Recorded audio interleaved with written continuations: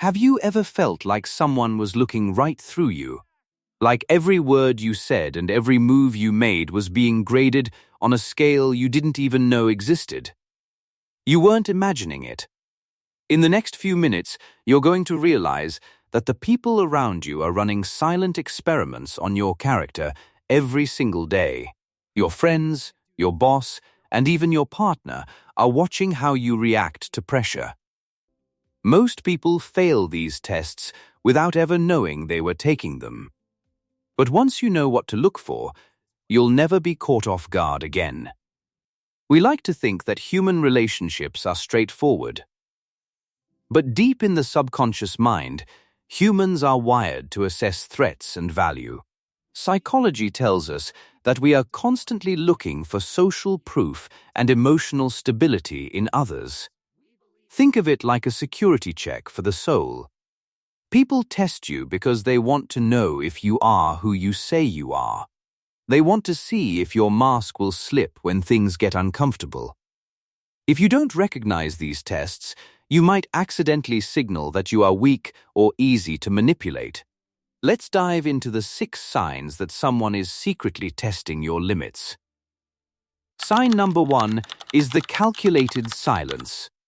Imagine you're having a great conversation and suddenly, the other person just stops talking. They don't look angry. They just look at you and wait. This is one of the oldest psychological tricks in the book. It is often called the vacuum effect. When a silence becomes uncomfortable, most people feel a desperate need to fill it. They start rambling or revealing secrets they should have kept private. By staying silent, the other person is testing your confidence. They want to see if you are comfortable in your own skin. If you start babbling to kill the silence, you've just told them that you are easy to rattle. Sign number 2 is the accidental boundary push. This one is very subtle. Someone might forget a small boundary you recently set. Maybe they show up 10 minutes late when they know you value punctuality. Maybe they make a slightly disrespectful joke about something you take seriously. They aren't just being forgetful, they are testing your threshold to see if you will stand up for yourself. If you let it slide just to avoid conflict, you've given them a green light. You've shown them that your boundaries are flexible and your respect is negotiable. Sign number 3 is the false emergency. Have you ever had someone call you with a crisis that wasn't actually a crisis? They sound panicked, and they say they need your help immediately. This is often a test of your availability and your level of people-pleasing. Psychologically, they are checking to see if you prioritize their minor drama over your own life. If you drop everything for their non-emergency, you've signaled that your time isn't valuable. You've become a resource they can use whenever they want. This test is designed to see if you have the backbone to say no when it's inconvenient for you. Sign number 4 is the third-party critique. This is a very clever psychological trap. Someone will tell you a story about a mutual friend who did something controversial. Then, they'll pause and ask what you think about that person. They don't actually care about the gossip. They are testing your moral compass and your loyalty. They want to see if you are quick to judge others behind their backs. If you are harsh and judgmental, they will assume you will do the same to them. It's a test to see if it's truly safe to be vulnerable around you.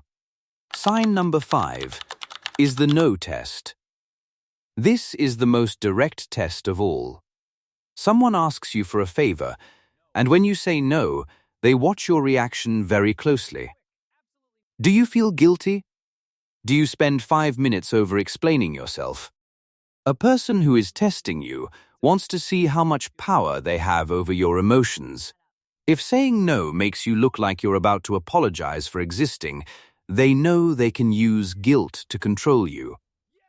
Strong individuals can say no without feeling the need to offer a list of excuses. Sign number 6 is subtle disrespect in public. This usually happens in a group setting. Someone might interrupt you while you're speaking, or make a dig at your expense. It's often disguised as a joke, so they can call you too sensitive if you react. This is a test of your social status. They are checking to see where you sit in the pecking order. If you laugh it off while looking hurt, you lose status in the eyes of the group. The goal of this test is to see if you can maintain your cool while firmly defending your dignity. You might be thinking that this sounds exhausting. Why can't people just be honest? The truth is, most people don't even realize they are doing it. It's an evolutionary instinct because choosing the wrong ally used to mean death. In the modern world, choosing the wrong partner or friend can mean emotional ruin. Tests are simply a shortcut to the truth. Words are cheap, but your reactions under pressure are expensive and honest. People test you because they are looking for someone who is consistent. So, how do you handle these silent experiments? The answer is radical consistency. When someone stays silent, give them a calm smile and wait for them to speak. When someone pushes a boundary, address it immediately and politely. When someone tries to guilt trip you, stay firm in your decision. You don't need to be aggressive. In fact, aggression is a sign that you've already failed the test.